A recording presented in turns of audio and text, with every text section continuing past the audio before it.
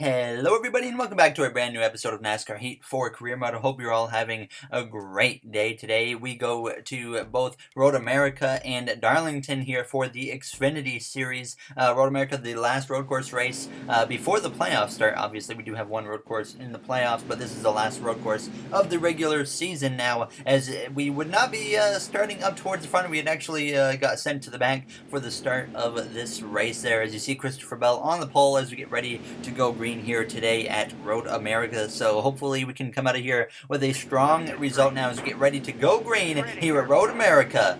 And the green flag is up. We are underway here at Road America now from the 37th position here. We've got Jeffrey Earnhardt around us there in that number 18 car as we make the long stretch down towards turns 1 as Christopher Bell leads the way at this moment now as we go down into this first corner, trying to be a little bit careful here behind Stephen Light as we actually get into the back room there as we go down into turns 1, as it's big checkup from the AI there, as that's certainly a big issue in this game. It feels like a bigger issue in NASCAR Heat 4 than it was on NASCAR Heat 3 with the AI checking up as we go down now into turns 2, going up the inside there of that blue and white number 13 car now as we exit the second turn, as we head down this once again a long straightaway here behind Mike Harmon, giving him a shot to the bumper. Don't want to hit him too much, otherwise he might invite us to Applebee's now as we go to the left hand side, though making a pass on Mike Harmon as we go down towards the sharp 90-degree left-hander now, making some big moves of the inside here under Chad Fincham, Austin Hill included, and Brandon Brown. We move up now into P24 as we get to the back there though of Garrett Smithley, who checked up big time once again, but we would continue moving forwards as we send it up the inside of Smithley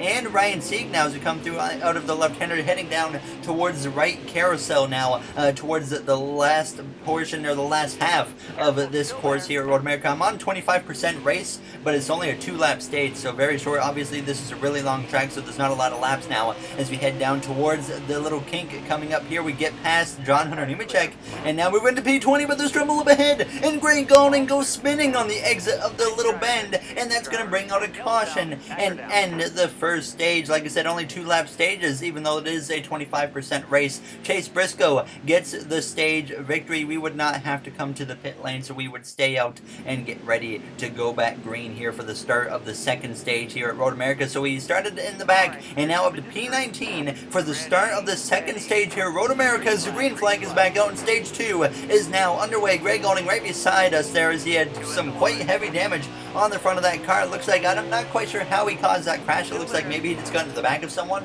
and lost the car now as we go down into turns 1 for the opening time here in stage 2. Just about getting into the back there, Morgan Shepherd now as we exit the corner, getting a little bit sideways now, but we are going to pass Shepherd now as we have Greg Golding back up the right hand side of us now as we get into the grass as we go down into turns 2 behind Justin Haley there in the number 11 car as we exit the corner, clear now of a Greg Golding in the 08 as we go down this back straightaway, passing the 21 of a Kaz Grella, sorry. Now as we get up to P17, looking to the left-hand side of Justin Haley, and there we have Ross Chastain, our rival, on the right-hand side. As once again we send it up the inside very deep now as we go down into the left-hander. A little bit of contact there with the 51 of Jeremy Clements, but now up inside the top 10 right behind our rival of Elliott Sadler as we go down through the left-hander towards the back half of this course, going a little bit wide, but behind us there's a spinner and it's Jeremy Clements.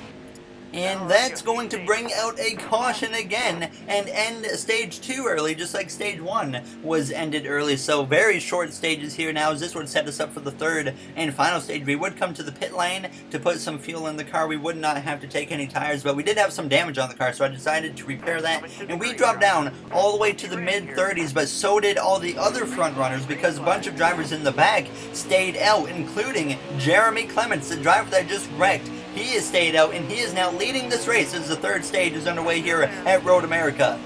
So now we got a lot of work to do after all that progress we just made got taken away. Now as we go down into turns 1, already damaging the front bumper, we're going under 20 miles per hour there for a moment in turns 1. That's how bad the AI checkup now at road courses in this game, which is very frustrating, but we will continue moving forward as we came to the back straightaway on the same lap now to P32 after passing Cole Custer, who's in a very interesting playoff situation now as we go down towards this next corner, passing Justin Allgaier, sending it way up the inside of these guys and easily being able to take a big group of positions away, and now we're up inside the top 20 at this point. And as we came to the back straightaway on the same lap here of lap 7, now moving up into the top 15, passing Austin Hill up the right-hander. So just quickly moving our way throughout the field, so making up a lot of time that we had already lost now as we come through the little left bend, passing Chad Fincham as we head down towards the final corner of this course. This was actually the first time this whole race that we had gotten this far on the course without a caution. Now as we came down the back straightaway on lap 8 now, passing Morgan Shepherd, Brandon Brown, moving ourselves back inside of the top 10, closing in on the back there of Garrett Smithley as we came out of that left-hander. And we would be able to get to Smithley as we came to the next lap, heading down into turns 1 here. Only 4 laps to go at this point. 4 laps doesn't sound like a lot, but at Road America, that's actually a fairly decent length to go now as we came through towards the end of lap 9, though, passing Hill there on the left. So now up into P8 with 3 laps to go. And as we came through to the back straightaway, now making a move up the inside here of Ryan Sieg, moving up into P6 as we came out of the left-hander. So continuing to move forwards here now, running P6 with just 3 laps to go, about 2.5 to go to be exact now, as we go down through this right-hander in front of Ryan Sieg. Now as we get sideways though, and we overcorrect, and into the barrier we go, and just like that, our race is completely destroyed as we have 13 seconds of damage on the car, which would hold us back 1 lap, and I decided to not even re-enter the race. We would just consider it a DNF there, because 2 laps is all that would be left, and then we would get a 1-lap park anyway. So with that completely takes us out of the race. We finish in the back here in Road America, and if you notice there, I said Jeremy Clements won the race. He is outside the playoffs, so that will put him in over Cole Custer now here in the Xfinity Series playoffs. So now we go to Darlington here, approaching the just final few races of the regular season at this point. Cole Custer might very well still need to win his way in to get to the playoffs, even though he's second in points. You do see here I have a paint scheme change for this race as a bit of a throwback here for Darlington. Unfortunately, at this point of recording, we don't have throwback paint schemes in the game, so it's just myself trying to do a throwback as the green flag is out, though, here at Darlington Raceway. Now as we go down towards turns 1, we have Ross Chastain, a rival, on our inside as we go down through turns 1 and turns 2. He pushes us up a little bit now, and that's going to actually get me into the wall there as we come through the center of the corner. A little bit of contact there with the 18 of John Hunter Nemechek, or sorry, not John Hunter Nemechek, Jeffrey Earnhardt. Now as we go down this back straightaway into turns 3, I saw John Hunter just up ahead there, so I called him out instead there as you saw Earnhardt get into the wall as we go through turns 3 and turns 4. So certainly a bit of a struggle on this opening lap here in Darlington as we head down, crossing the line with 9 to go in the stage. Once again, this was a 25% race as we go through turns 1 and turns 2. Christopher Bell just behind me. Noah Gregson leading the race and already is out to a fairly decent sized lead as we exit turn 2, heading down this back straightaway here at Darlington Raceway as we go down into turn 3 behind Earnhardt, closing up right on the back of these guys, but it was certainly a struggle to get past them as we had actually gotten passed by Christopher Bell as you see me getting very sideways racing with him. So we had dropped down into that 11th position. Behind us we got Tyler Reddick as we go down into turn 3. Bell gets into the wall just a little bit there, not sure what caused that. We did not hit him on the exit of turn 2, so that was just an error on his part. Now as we exit turn 4, he's battling side by side with our rival of Ross Chastain with 3 to go here in this opening first stage as we go down into turns 1, and Tyler Reddick hits us in the back bumper. Sideways he goes into the wall, he hangs onto it there as now we came through approaching the final lap in this first stage. Now Chastain goes sliding, and that's going to allow Tyler Reddick to get past me now as we exit turns 4, right behind Ross Chastain, getting very aggressive here at the end of this first stage. Now as we went down into turns 1, now once again Chastain up in the wall at this point on the final lap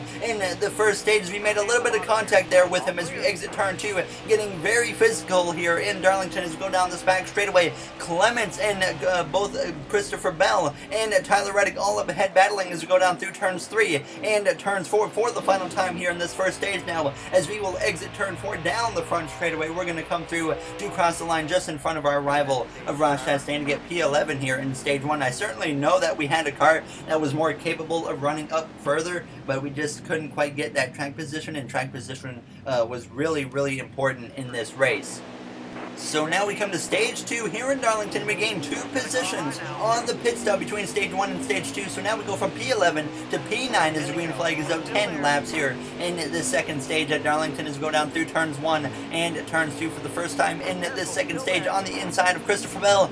Ross Chastain closing in on the back of me. He's going to give us the bumper through the center of the corner, and he's going to try and punch us on the exit of turn 2. Very sideways, but we hang on to it after contact with Christopher Bell in the process now as we rejoin the track safely in front of Chastain as we go into into turn 3, he tries to hit us, and he goes sideways into the corner 3 wide behind us with him, and Justin Haley included now as we exit turn 4 on the inside there of Christopher Bell. We're going to give him a bit of a side drive, trying to make sure we can get ahead of Bell. Now as we cross the line, hitting 9 to go on this stage, as we go down into turns 1, Christopher Bell's not going to give up at all. He is going to put up a big fight as we go through the center of the corner, clearing Bell though as we exit turn 2, so we take that position away, but he would battle back as we came through now on lap 7 at this point in the stage, continuing to fight with me as he had gotten to my outside, but we once again looked to the inside and clear him again as we came out of turn 2, so he put up a good battle, but we were able to get back ahead of him as we came through now on lap 8, passing Justin Allgaier as the car was really starting to come in to my favor at this point. Our teammate Chase Briscoe was leading at this point as well as we came to the final lap here in the second stage. Obviously, last episode we moved Chase Briscoe out of the way for victory at Bristol. He is our teammate, but he would come through to win stage 2 as we come through to cross the line here with a very solid 6th place finish in the second stage. So certainly showing some more long run speed in this car at this point. So I was looking forward to the third and final stage quite a bit. No one was coming to the pit lane, so we would get ready to go green here for the third and final stage from the 6th position here, side by side with our teammate of Cole Custer as the green flag is back out, and stage 3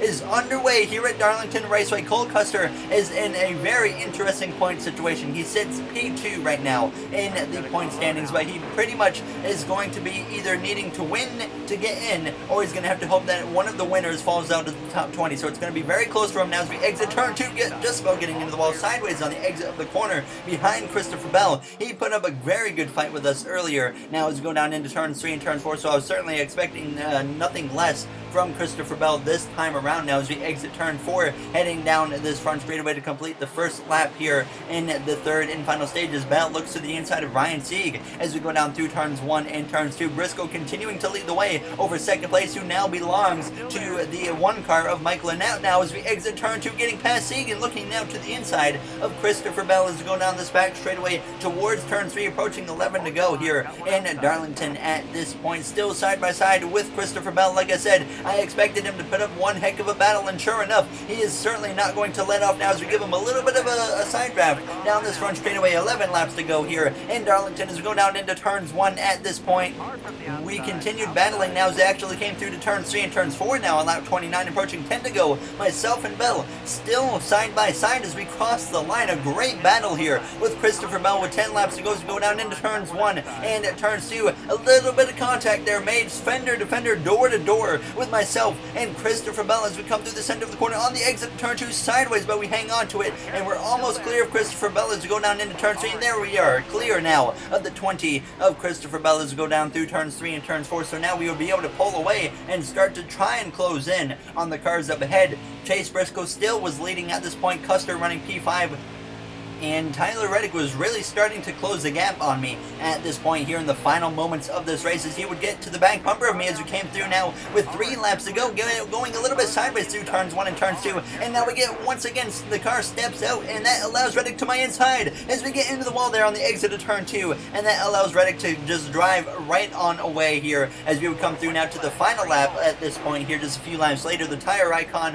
has come up on our screen, so obviously very worn tires at this point as we go through turns 1 and turns 2 for the final time. The cars behind me starting to close in as well, so the more worn these tires got, the worse it was obviously for myself, but it certainly seemed like maybe it wasn't really a long run car we had. It was more of kind of a medium, like a middle run car that we had, that we were really able to show our speed, because the short run wasn't quite what I wanted, and the long run certainly wasn't what I wanted either, as we would come through though to cross the line here at Darlington to get a 7th place finish, with Chase Briscoe winning after we moved him out of the way at Bristol. So it's nice for Briscoe to get back to victory lane as well now as we're up to P9 in the points as Tyler Reddick leads the standings. Cole Custer now drops down to 3rd in the standings, so he is continuing to fall down the order a little bit at the wrong time in the season. But as always, if you guys did enjoy this episode, make sure to comment, like, and subscribe. Those would all be very appreciated. In the next one, we have a hot seat at Darlington for the Cup Series. It's going to be on a 5-star team. Right here, you're going to see it's actually for Hendrick Motorsports in the 9 car,